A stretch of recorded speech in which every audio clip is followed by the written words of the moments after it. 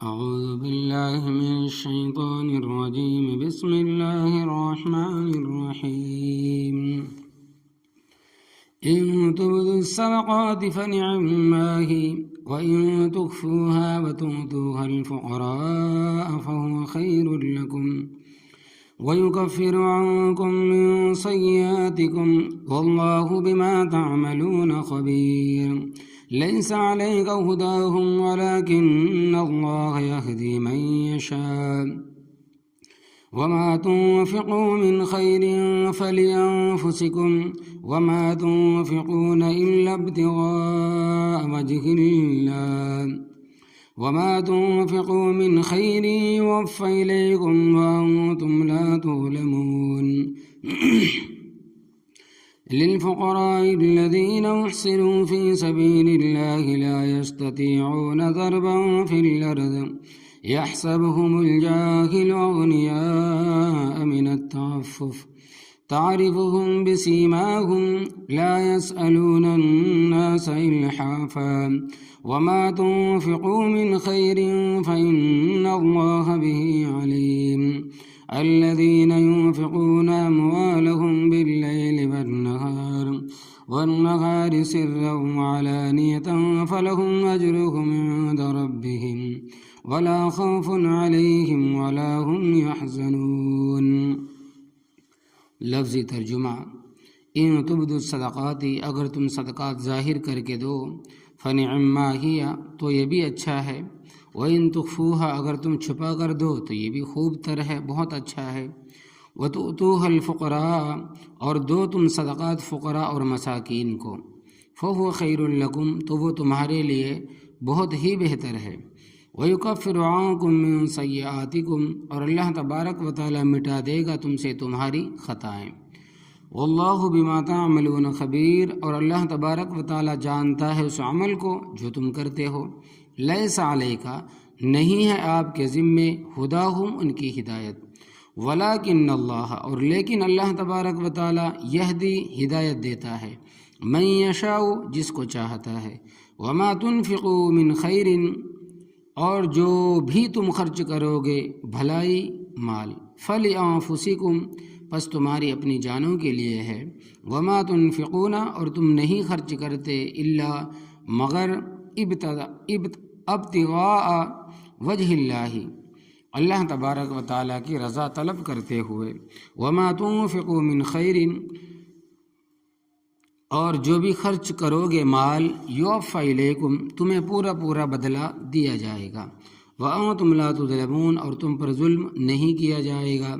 للفقراء الذین، یہ صدقات ان محتاجوں کے لیے ہے، احصروا، جو روکے گئے، فی سبیل اللہ، اللہ تبارک و تعالیٰ کے راستے میں، لا یستطیعون، نہیں طاقت رکھتے، ضرباً چلنے کی، فی الارض، زمین میں، یحسبہم الجاہل، ناواقف آدمی ان کو سمجھتا ہے، اغنیاء، غنی، من التعفف، سوال سے بچنے کی وجہ سے، تعرفہم، تو ان کو پہچانے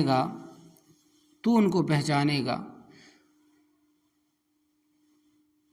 بسیماہم، ان کی علامتوں کے ساتھ، لا یسألون الناس، نہیں سوال کرتے لوگوں سے، الحافاً، چمٹ کر، وما تنفقوا من خیر، اور جو بھی تم مال خرچ کرو گے، فإن اللہ بہ علیم، تو بے شک اللہ تبارک و تعالیٰ اس کو جانتا ہے. الذین، وہ لوگ، ينفقون، جو خرچ کرتے ہیں، اموالہم، اپنے مال، باللیل، رات کو، والنہار، اور دن کو، سرًا، پوشیدہ طور پر یعنی چھپ کر، وعلانیتاً، اور کھلے طور پر، ظاہری طور پر، فلہم اجرہم، پس ان کے لیے ان کا اجر ہوگا، بدلہ ہوگا، عند ربہم، ان کے رب کے یہاں، ولا خوف علیہم، اور نہ ان پر خوف ہوگا، ولا ہم یحزنون، اور نہ وہ غم کریں گے. پہلے سے صدقات و خیرات کا ذکر چلا آ رہا ہے، اور صدقے قبولیت کی شرائط بھی بیان ہوئی ہیں، ایمان، اخلاص، اتباع سنت کے ساتھ. مال کا حلال اور طیب ہونا بھی ضروری ہے، یعنی اتباع سنت کے ساتھ ساتھ مال کا طیب اور حلال ہونا بھی ضروری ہے. اگر ان میں سے کوئی شرط نہ پائی گئی تو صدقے کا کوئی ثواب نہیں ہوگا، اور اگر صدقہ مذکورہ شرائط کے ساتھ دیا تو پھر اس کے باقی رہنے کی شرط کے احسان نہ جتلائے. اور اذیت نہ پہنچائے۔ آگے بھی اسی کے متعلق بیان ہے۔ مخفی صدقے کے فوائد، یعنی چھپ کر صدقے کا کرنے کا فائدہ۔ ان تبدوا الصدقات، اگر تم ظاہری طور پر صدقات دو، فنعما ہی، تو یہ بھی اچھا ہے، اگر دینے والے کی نیت ریا کی نہیں ہے، دکھاوے کی نہیں ہے، اور لوگوں کے سامنے صدقہ دیتا ہے اور دل میں یہ ہے کہ رب میرے سے راضی ہو جائے، تو اس طرح صدقہ دینے میں بھی کوئی حرج نہیں ہے، کیونکہ ریا کا تعلق دل کے ساتھ ہے، انہیں دکھاوے کا تعلق دل کے ساتھ ہے۔ اس کے دل میں اللہ تبارک و تعالیٰ کی رضا اور فقیر کی حاجت کو پورا کرنا ہے۔ وَإِن تُخْفُوهَا، اور تم اگر صدقات مخفی طور پر دو، چھپ کر دو، وَتُؤْتُوهَا الْفُقَرَاءَ، اور دو فقیر اور محتاجوں کو، فَهُوَ خَيْرٌ لَكُمْ، تو یہ مخفی طریقہ پر دینا یعنی چھپ کر دینا بھی بہت بہتر ہے، اور اس کے بہتر ہونے کی ایک وجہ یہ ہے کہ ریا سے پاک ہوگا، دکھاوے سے پاک ہوگا، اس لیے کہ کوئی دیکھنے والا نہیں ہے۔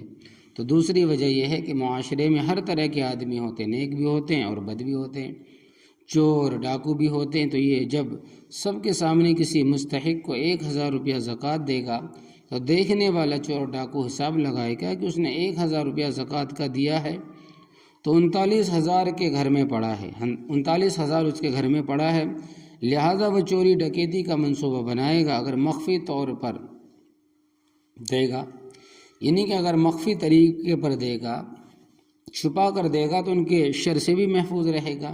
جس زمانے میں قرآن کریم نازل ہوا اس زمانے میں بینکوں کا تصور بھی نہیں ہوتا تھا، لہذا لوگوں کے پاس جو کچھ ہوتا تھا گھروں میں محفوظ کرتے تھے، اور آج کل تو بینک بھی محفوظ نہیں ہے، لوگ بدی برائی میں بہت آگے نکل گئے ہیں۔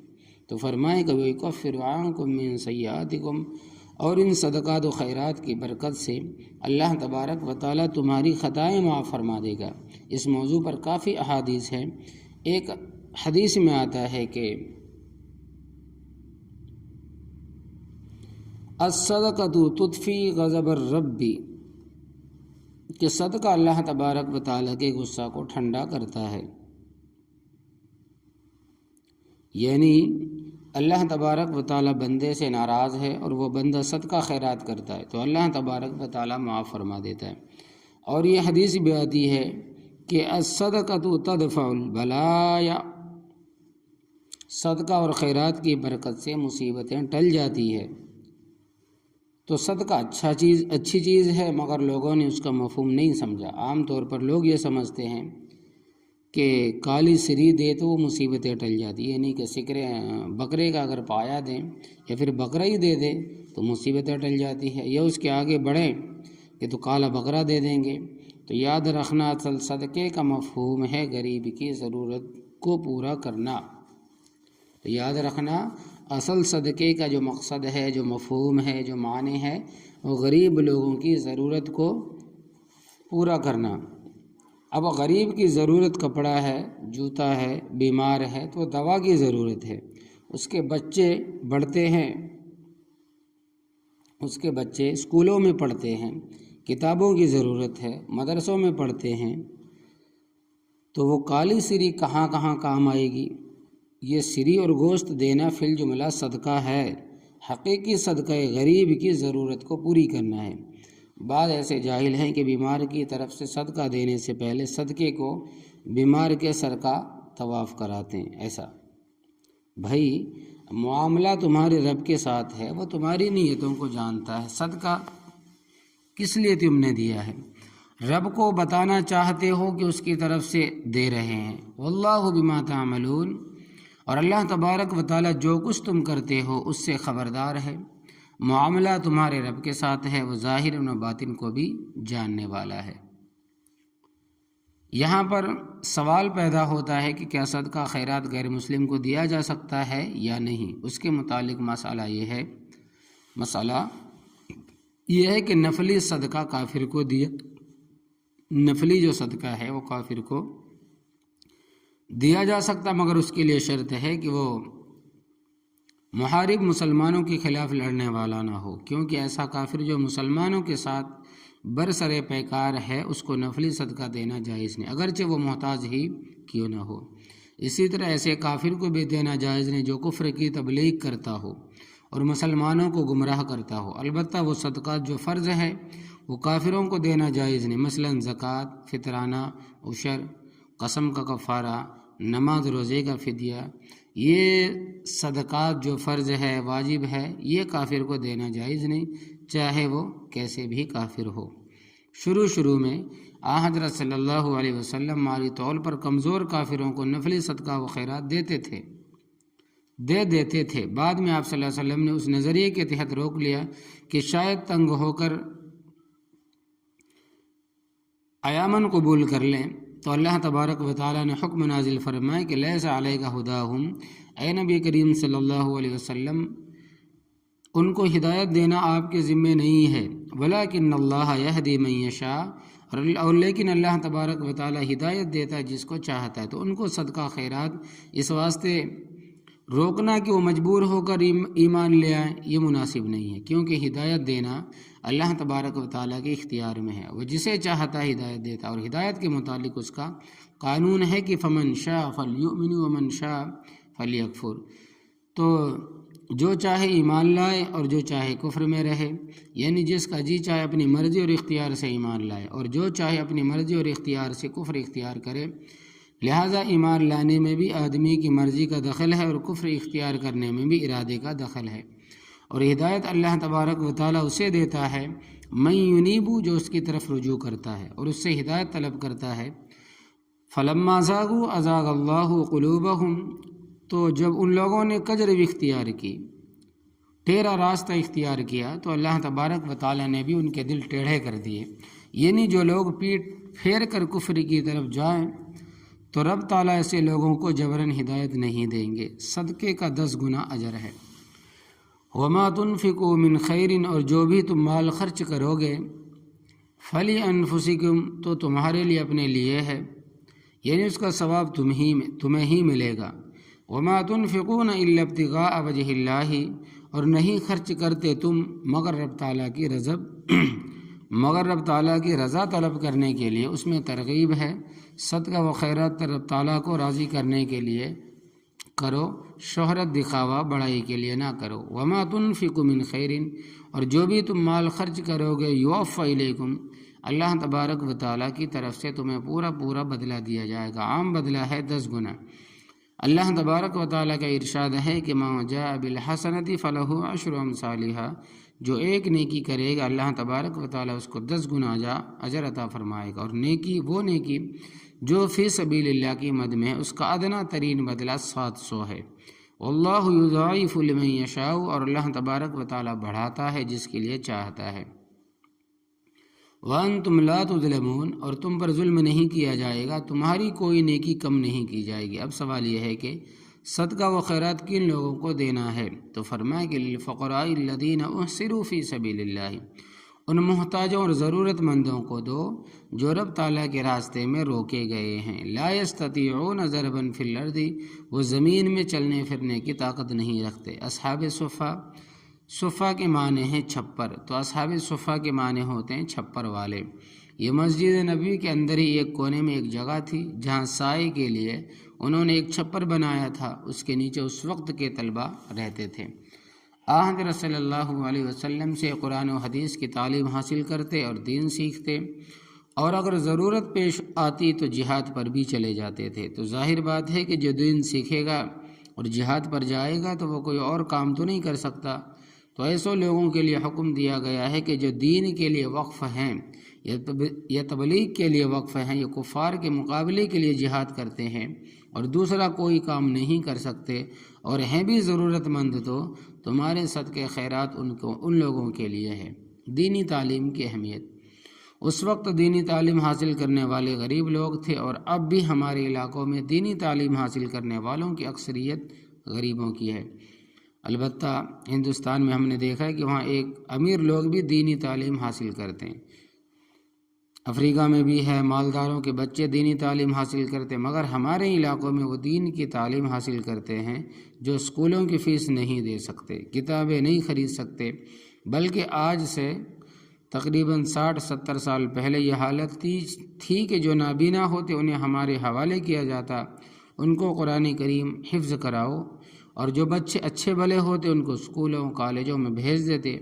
اب اتنا انقلاب آیا ہے کہ آنکھوں والے بھی قرآن حفظ کرتے ہیں اور مالداروں کے بچے بچیاں قرآن کریم حفظ کر رہے ہیں۔ اب قرآن کریم امیروں کے گھروں میں داخل ہو گیا اور مزید انقلاب آئے گا انشاءاللہ تبارک و تعالی۔ آج سے تقریباً 55 سال پہلے سیٹھی محمد یوسف صاحب مرحوم کے میرے پاس فرمانے لگے کہ جو ہمارے استاد ہیں ان کے پاس آئے، کہنے لگے کہ مجھے وقت دیں، ملک کا دورہ کریں۔ میں نے پوچھا دورہ کس کام کے لیے کرنا ہے؟ تو کہنے لگے کہ جب رمضان شریف کا مہینہ آتا ہے تو ہمیں قرآن سنانے کے لیے حافظ نہیں ملتے، کیونکہ حافظوں کی تعداد بہت کم ہے۔ کیمل پور، موجودہ اٹک اور میاں والی کے علاقوں سے چند حافظ مل جاتے، مگر ضرورت زیادہ حفاظ کی ہوتی ہے۔ پھر جو ملتے ہیں تجوید و قرات کے بغیر سادہ قرآن پڑھے ہوتے ہیں۔ لہٰذا لوگوں کو ترغیب دے کہ وہ بچوں کو حفظ کے لیے بھیجیں، اور یہ بھی بتائے کہ قرآن کریم صرف غریبوں کے لیے نہیں امیروں کے لیے بھی ہے، تاکہ مالدار لوگ بھی اپنے بچوں کو حفظ کرائے، اور صرف اندھوں کے لیے نہیں بلکہ آنکھوں والوں کے لیے بھی قرآن کریم ہے۔ چنانچہ میں ان کے ساتھ گیا اور ملک کے مختلف علاقوں کے دورے کیے۔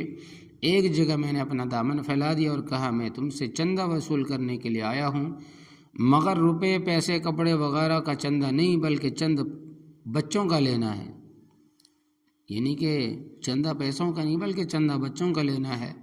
لوگ بڑے حیران ہوئے کہ مولوی ہمارے بچوں کو جھولی میں ڈال کر کہاں لے جائے گا؟ میں نے کہا پریشان نہ ہو، تمہارے بچے یہیں رہیں گے، تم پڑھنے کے لیے بچے دو، ہم معلم دیں گے۔ سیٹھی صاحب کافی مخیر آدمی تھے، اس سلسلے میں انہوں نے کافی کام کیا۔ تو اب اللہ تبارک و تعالیٰ کا فضل ہے کہ ملک میں مدرسوں کا جال بچھا ہوا ہے۔ صرف ہمارے فرماتے ہیں کہ یو پی کے اندر میں تقریباً ایک شہر کے اندر 10 15 مدرسے، اور ہماری انجمن کے تحت جو بچے حفظ کرتے ہیں تقریباً 200 ہے۔ تو فرماتے ہیں کہ جامعہ قاسمیہ ہے، اس میں برائے نام سرپرست اور میرے نام کی تختی بھی لکھی، اس میں بچوں کے علاوہ تقریباً 300 بچیاں بھی ایسے ہیں جو قرآن کریم کی تعلیم حاصل کر رہی ہے، ہمارے استاد فرماتے ہیں، اور ان میں امیر گھرانوں کی بچیاں بھی ہیں۔ فرماتے ہیں کہ جو تقریباً جو مظفر پور میں جامعہ حنفیہ میں درمیانی بچی پڑھتی ہے، اس مدرسے میں تقریباً 400 بیرونی بچیاں ہیں جو قرآن کریم کی تعلیم حاصل کر رہے ہیں۔ اس مدرسے میں حفظ و قرات کے ساتھ ساتھ درس نظامی کا بھی شعبہ ہے۔ امریکہ کا یہ خیال تھا کہ ہندوستان میں ہم انہیں بے دین بنا دیں گے، الحمدللہ تعالی اللہ تبارک و تعالی کے فضل و کرم سے علماء نے ان کا راستہ فضل و کرم کے ساتھ علماء نے ان کا راستہ روکا، اور لوگ دین کو پہلے سے زیادہ سمجھتے ہیں، اور بنسبت پہلے کے دین کی طرف مائل بھی زیادہ ہے، یہاں تک کہ جو لوگ دین کا نام تک سننے کے لیے تیار نہیں تھے ان کے بچے بھی قرآن کریم کی تعلیم حاصل کر رہے ہیں۔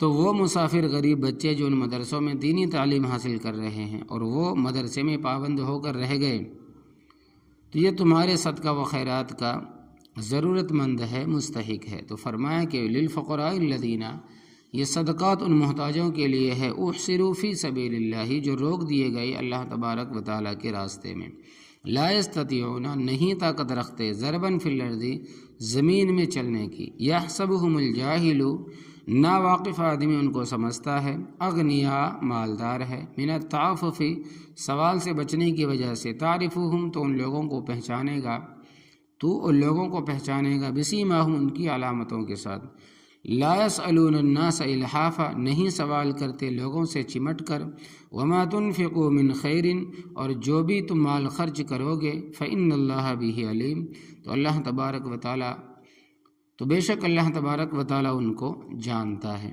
اب آگے یہ مسئلہ بیان ہو رہا ہے کہ صدقہ و خیرات کے لیے کوئی وقت متعین نہیں ہے۔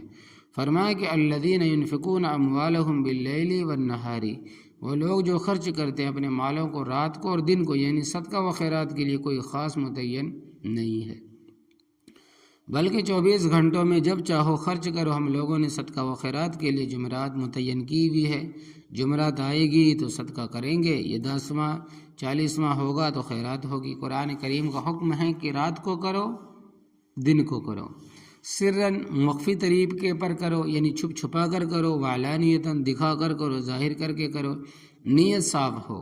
تو جس طرح چاہو خرچ کرو، کوئی وقت متعین نہیں ہے۔ اور مسئلہ یہ بھی یاد رکھنا کہ تم نے کسی مسکین کو 10 روپے دیے ہیں اس نیت کے ساتھ کہ اے پروردگار اس کا ثواب میرے والدین کو پہنچا دے، تو جتنا ثواب اس کے والدین کو ملے گا اتنا اس دینے والے کو بھی ملے گا۔ تم نے 3 دفعہ سورہ اخلاص پڑھی اور نیت کی کہ اس کا ثواب ہمارے والدین کو، دادا دادی، نانا نانی کو، یا جتنے لوگوں کی نیت کرو گے ان سب کو برابر ثواب ملے گا، اور پڑھنے والوں کو بھی پورا ثواب ملے گا۔ خسارے والی کوئی بات نہیں ہے۔ تم نے خیرات کر کے یہ پڑھ کر ثواب پہنچایا تو تم محروم ہو گئے اور سارا ثواب آگے چلا گیا، بلکہ سب کو برابر ملے گا، ایسا ہی ہے۔ فَلَهُمْ أَجْرُهُمْ عِنْدَ رَبِّهِمْ، پس ایسے لوگوں کے لیے اس کے رب کے یہاں اجر ہے، بدلہ ہے۔ وَلَا خَوْفٌ عَلَيْهِمْ وَلَا هُمْ يَحْزَنُونَ، اور نہ ان پر خوف ہوگا قیامت والے دن، اور نہ وہ غم کریں گے نہ ملال کریں گے۔